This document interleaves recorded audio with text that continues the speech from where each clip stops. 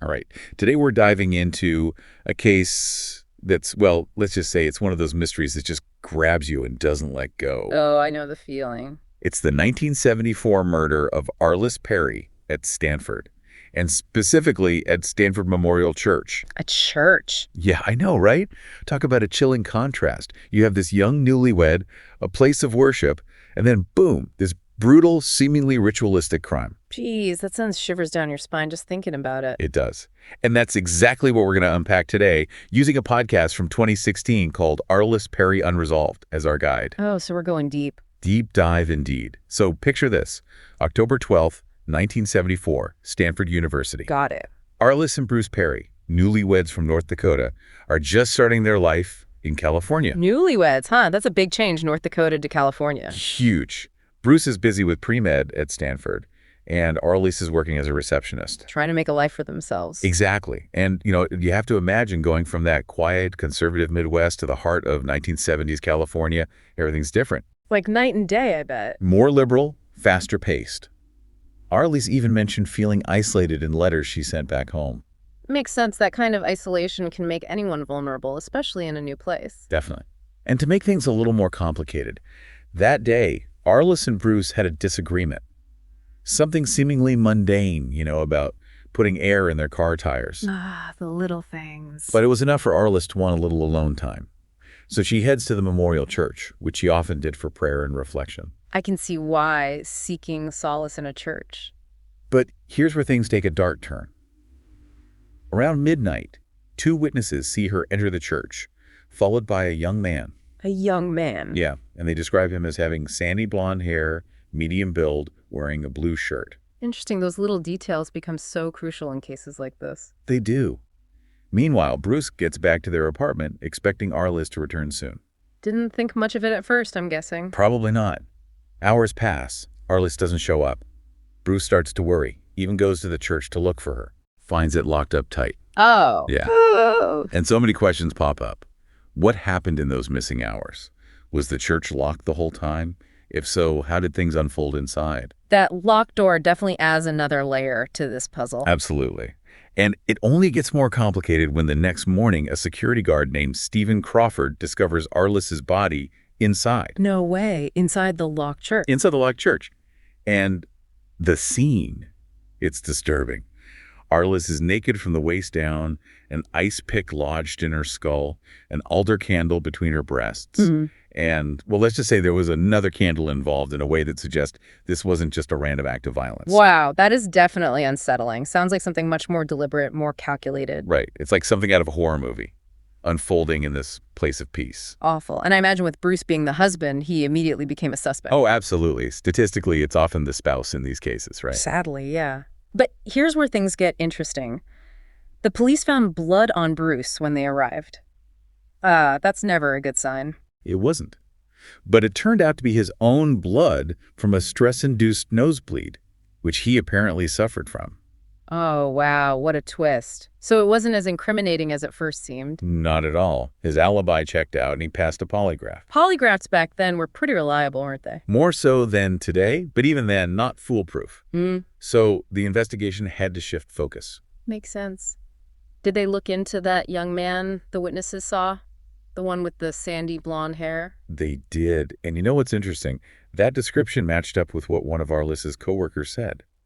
She mentioned a similar young man visiting Arliss at the law firm the day before. Hold on, so this guy might have visited her at work and then followed her to the church? That's what they were thinking. Could be a coincidence, but it's definitely a lead. And then, to add more fuel to the fire, they found semen on a church pillow near Arliss's body and a palm print on a candle. More evidence. But neither matched Bruce or the security card. So we have an unknown man potentially stalking Arliss, and now these unidentified traces at the crime scene. Things are getting complicated. Oh, they are. And get this, the security guard claimed he checked the church thoroughly around 2 a.m., but didn't find anything. Wait, so either the killer was hiding in the church with Arliss's body for hours while searches were going on, or the security guard's account isn't entirely accurate. That does cast some doubt on the whole timeline. Was it an honest mistake, or was there something more to it? Lots of questions swirling around the security guard's role in all of this. It's like every time you think you're getting close to an answer, another question pops up. Exactly. It's like a maze with no clear exit.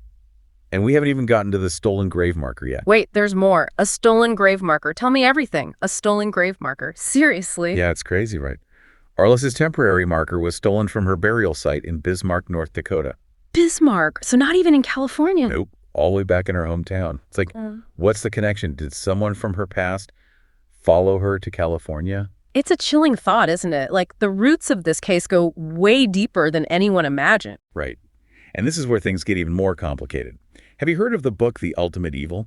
Rings a bell. Something about satanic cults, right? That's the one. The author, Maury Terry, tries to link Arliss's murder to this whole satanic cult network. He even throws in a possible connection to David Berkowitz, the son of Sam Killer.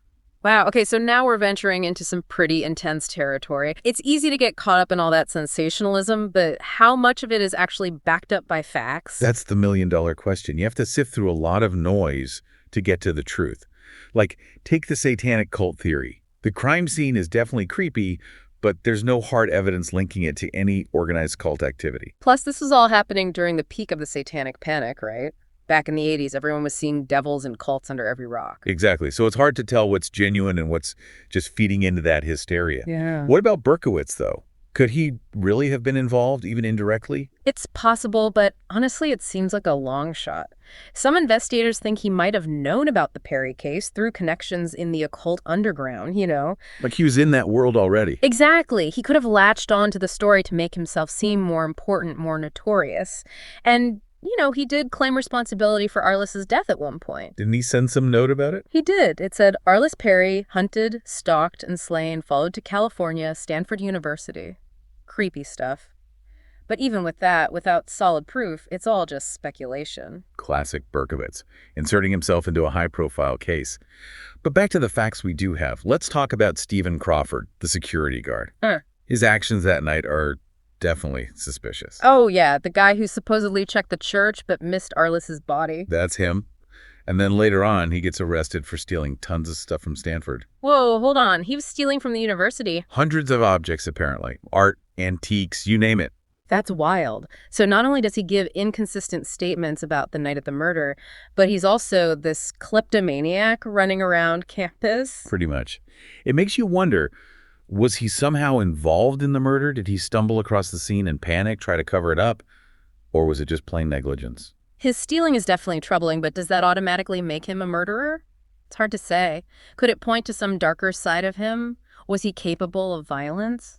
These are the questions that investigators have been wrestling with for decades. It's like every clue you uncover just leads to more questions. It's the nature of the beast, right? Especially with cold cases like this. You're dealing with fragments of information, these tantalizing clues, and a whole lot of unknowns. And it's so easy to get lost down the rabbit hole of theories and speculation. Oh, absolutely. But sometimes I think the process itself is valuable, you know? The act of examining the evidence, thinking through the possibilities, grappling with the unknowns, it can be more enlightening than actually reaching a definitive conclusion. You're saying it's more about the journey than the destination. In a way, yeah. It forces us to confront the limits of our knowledge and the enduring power of mystery. Even with all the fancy forensic technology we have today, some crimes will always remain shrouded in darkness. That's a humbling thought. But it brings us back to Arliss, to her story. It's easy to forget that she was just starting her life in California. She'd only been there a few weeks. Right, new environment, trying to find her footing, and as you mentioned earlier, feeling pretty isolated. Totally. It's easy to get caught up in the sensational aspects of the case, the satanic panic, the conspiracy theories, but we can't lose sight of the human element. Arliss was going through a major life transition, and that vulnerability might have made her a target. That's such a crucial point. If you strip away all the hype and speculation, what are you left with? What if it wasn't some grand conspiracy or satanic ritual? What if it was something much simpler, much closer to home? Someone who saw her loneliness, her vulnerability, and took advantage of it. Exactly. A crime of opportunity, fueled by impulse rather than some elaborate plan. It fits the timeline, the lack of concrete connection to organized crime or a cult. It does, and as much as it's hard to accept, it highlights a difficult reality. Sometimes the most horrific acts are committed by seemingly ordinary individuals, driven by motives we can't even begin to understand. It's a chilling thought. Yeah. Evil doesn't always wear a mask, you know. Yeah. It can be lurking right next door, waiting for a moment of weakness to strike. So here we are after all this digging, all these theories. Where do we even begin to land? What are we left with? What should our listeners be thinking about as we wrap this up? I think the biggest takeaway is the importance of critical thinking, especially with these high-profile cases. It's so easy to get swept up in the drama, the speculation, but we have to strive for a balanced, objective view. Look at the evidence, consider different perspectives, and don't jump to conclusions. Absolutely. And as we head into the final part of our deep dive, I want our listeners to ponder this. What if the key to solving this mystery isn't about what we know, but what we don't know? What if the answer has been hidden in plain sight all along, just waiting for someone to connect the dots in a new way? It's unsettling, you know? You think about churches, those places where you're supposed to feel safe and protected, and then something like this happens. Yeah, it really shakes you. It makes you question those assumptions we have about security, especially in sacred spaces. Like nowhere is truly safe. Sadly, that seems to be the case sometimes. It forces us to face the reality that evil can exist anywhere, even in places we consider sacred. So after all this, after all these theories, all this digging, where do we land? What's the takeaway from all of this? What does it all mean? You know, sometimes I think the search for answers is more important than the answers themselves. I mean, Well, it's like the process of examining the evidence, weighing the possibilities, really grappling with the unknowns. That can be more valuable, more enlightening than actually arriving at a definitive conclusion, a neat and tidy answer. it's about accepting the ambiguity, the complexity. Right. And with human nature, there's always going to be that element of mystery. And in the case of Arliss Perry, maybe the most fitting tribute, the best way to honor her memory, is to keep asking questions, to keep searching for the truth, even if it remains elusive. Never give up on the search, even when the answers seem impossible to find. Exactly. And for you, our listener, I think we leave you with this thought. What if the key to solving this mystery lies not in what we know, but in what we don't know? Ooh, I like that. The unknown unknowns. Right. What if the answer has been hiding in plain sight all along, just waiting for someone to see the connections, to put the pieces together in a new way? So to everyone listening, keep searching, keep questioning, and maybe, just maybe, one day, about what happened to Arliss Perry will come to light. And that's a wrap on our deep dive into the unsolved murder of Arliss Perry. Thanks for joining us on this journey, and until next time, stay curious.